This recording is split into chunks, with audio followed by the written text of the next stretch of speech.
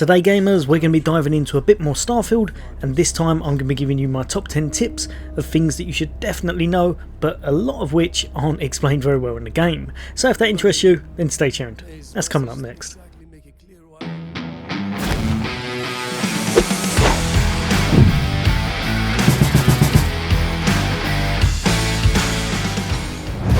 Welcome back everybody. There's a whole bunch to do in Starfield. Sometimes you can lose track or just go off on a random and spend many hours detouring and doing things in your own way. There's definitely a lot to do in the game, but sometimes I feel like the game doesn't guide you enough or doesn't tell you exactly some of the things you can do. So with this video I'm going to give you 10 things I think are really helpful for anyone playing Starfield who wants to get the most out of it. So first off, this one is one that I've only recently discovered.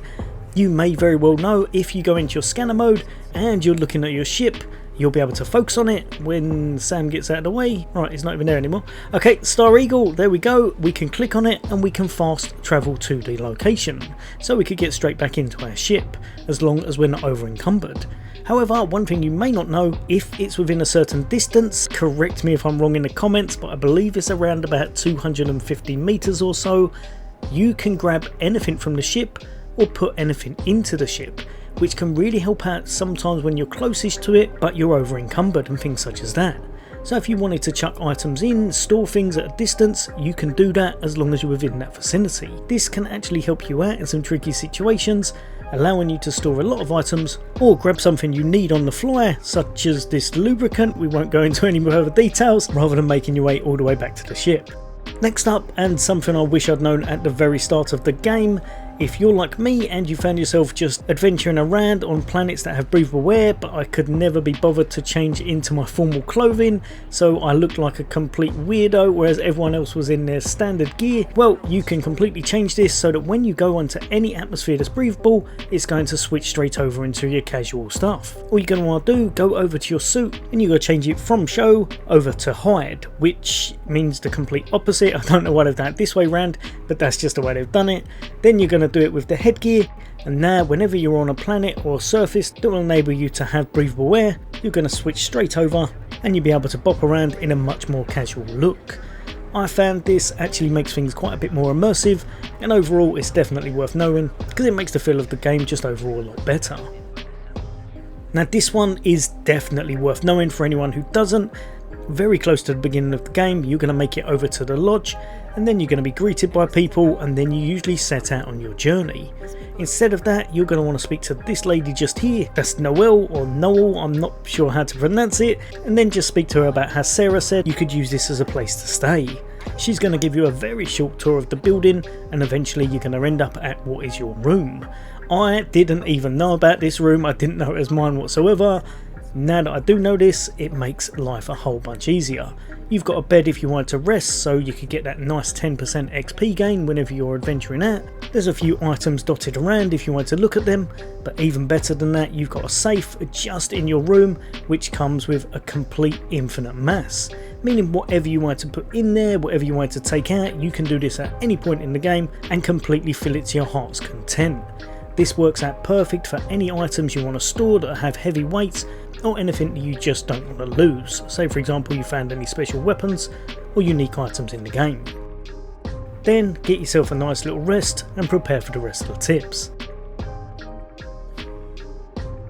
Speaking of a rest, you may know this, you may not, they've tried to put this in the game which is really nice. Much like now, if you were able to travel to other worlds, time would act slightly differently. Obviously, if you're at the shop vendors, a lot of the times you're going to be waiting in order to restock their credits. That's usually 24 or 48 hours. This is even cooler, and it means that if you go to certain planets, say for example this one with Venus, 1 local hour is actually going to be the equivalent of 100 hours. This will work perfect if you want to reset any large events. I haven't had it come into play yet, and you can't unfortunately use it to make the characters in your game age dramatically, but it's definitely something that's cool that they've added in.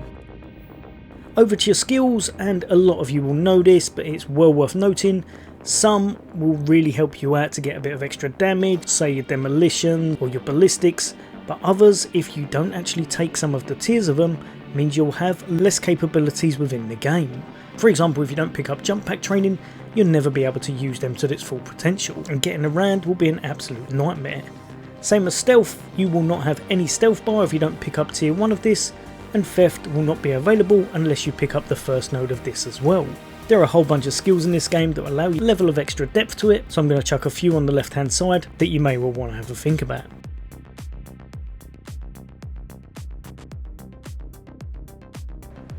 Another cool thing that I didn't realise was in the game, they've actually got quite a few, and I think it's well over 100 skill books or kind of recipe books. I'm calling them books, but in this more like kind of an article. But all you're going to do whenever you're roaming the galaxy, try to have a little look around places, because there'll be some things that can really enhance your character. Such as this one I found here over in Neon, Cyber Runner Cypher 04. It means your laser weapons permanently do 5% more critical damage. You can get a whole bunch of these books and stack up damage, or you can get some for recipes for food buff items, or even ones that allow you to carry more weight. Well worth looking out for and can really enhance your character. Another thing that the game doesn't really tell you straight off, and I thought it was going to be completely different to this, there's quite a few factions in this game. Don't be afraid to join as many as you want. Personally, I thought that if I joined one, it would mean the rest of them hated me and I wouldn't be able to join them, or it would be detrimental, but that definitely doesn't seem to be the case. If you want to be a 3-star ranger, go for it. You want to be part of the UC Vanguard, that's perfectly fine as well. Unless you do something completely detrimental in the game that I haven't seen yet, I think you can pick all of them up without it really affecting your playthrough too much. Over to our next tip, and this one's going to be all about difficulty. Difficulty in this game definitely makes a difference. As you can see here, you've got a whole bunch of difficulties to go through, ranging from very easy all the way up to very hard, but it does tell you that the higher up you're doing, the more chance of legendary encounters, and in my experience, the better chance of legendary drops through both taking them out and through also rifling through some of the cases and unlockables. When you're playing your game, you're going to be greeted with a whole bunch of enemies that want to take you down. A lot of times they're going to look like this, which is your standard enemy. As you can see, he hasn't really got anything around his level, just a standard red outline. You'll be able to take these down, and usually they're not too tough. The legendary enemies, however, are much more powerful and have a much better drop rate for those legendary and really good items. These guys are going to have a more distinct border around the outside of their level, and you're going to be able to tell them apart quite easily. Taking these down can net you some absolutely amazing rewards, like you'll see here with this weapon, which is one of my personal favourites. So be on the lookout for these enemies, and remember, in this game, the harder the difficulty you're playing at, you do seem to come across a lot more better rewards more often. Next up, and we're going to be going over a bit of map reading, or whatever maps there are in the game. This game doesn't do the best job with its maps, I'm not going to lie. There being no map within your worlds, and the star system as well is a little bit tricky to navigate, but as you can see here, any ones that are red, it means that currently you can't actually get straight to them with your jump drive. So you're going to need to progressively make it through the white star systems, then hopefully make it to the red ones further on, because it is in a kind of trail effect, and hopefully you'll be able to make it to the last one. If you still can't make it there, then it means you're going to have to upgrade your engines and warp drives and stuff in order to get further. But another good thing to note is that the stars that are lit up, or the ones that have this symbol above them, like looks like a ship symbol or a halo, that means you've already visited them, so you know that destination's somewhere you've been. If however we bop all the way up to this one just up here, Andromus, you're going to see that this one is however quite faded. That means that at a glance you can see we've never been there before, it's somewhere completely untouched by our character, and once you dip in there and dip out again, it's going to be glowing, showing you that you've been to the system. Lastly, and this may sound a bit stupid, but we're going to touch on weapons. Weapons in this game, some of them can be absolutely amazing, but one thing I would definitely say to make sure you're doing is to vary your range of weapons that use different ammo types. Ammo in this game is really expensive and can completely drain your funds, so having a few different ones can really help you out. Also, making sure maybe you put a few points in melee and have yourself a nice melee weapon can take the enemies down nice and allow you to pick up their weapon and their ammo.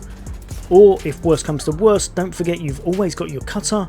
which is actually quite a powerful weapon in its own right. Remember, you can make it do a lot more damage if you're holding in. On Xbox it's the left trigger, but it's whatever's going to make your reticle zone in and is the equivalent of the zoom button on your console or PC. This can take enemies down quite fast, and because the cutter is actually a heavy weapon and a laser weapon, if you start to invest a lot of skill point into these certain areas, you can actually make this weapon very powerful overall. A nice thing to know, a great backup, and can really help you conserve ammo. Right, hopefully that's helped a few of you guys and girls out. There's going to be a lot more content from me on the way. As always, Full Fins Gaming, take care. I'll see you on the next day.